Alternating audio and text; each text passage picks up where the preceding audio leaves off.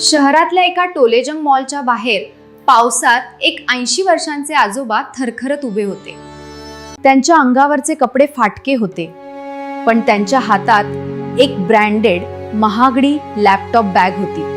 जे लोक मॉलमधून बाहेर येत होते ते त्यांच्याकडे संशयाने पाहत होते.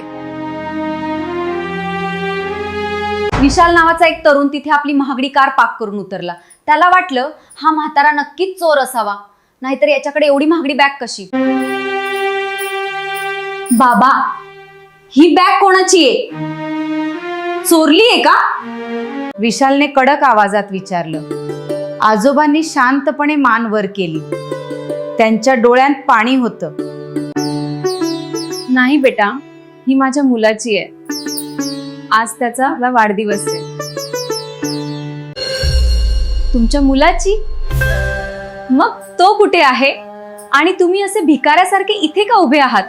मला वाटलं विशालला काहीतरी मिळेल, पण बॅग रिकामी होती. फक्त एक जुनी चिठ्ठी आणि खेळणं होतं. आजोबा सांगू लागले, माझा मुलगा शहरात मोठ्या कंपनीत कामाला होता. 5 वर्षापूर्वी त्याने मला फोन केला होता की बाबा मी नवीन लॅपटॉप घेतलाय, खूप मोठी बॅग आहे. यावेळेस गावी येताना तुमच्यासाठी यात खूप साऱ्या भेटवस्तू आणि मिठाई घेऊन येईन. पण तो कधीच आला नाही.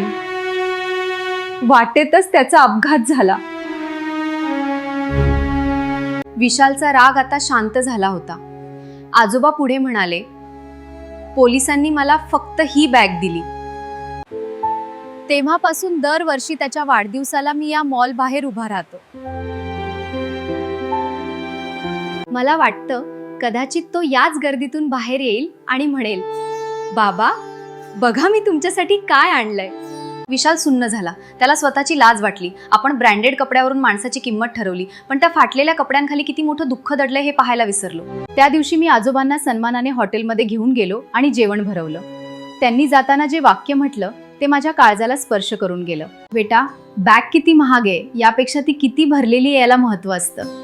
प्रेम नसेल तर लाखो रुपयांची बॅग सुद्धा रिकामीच असते.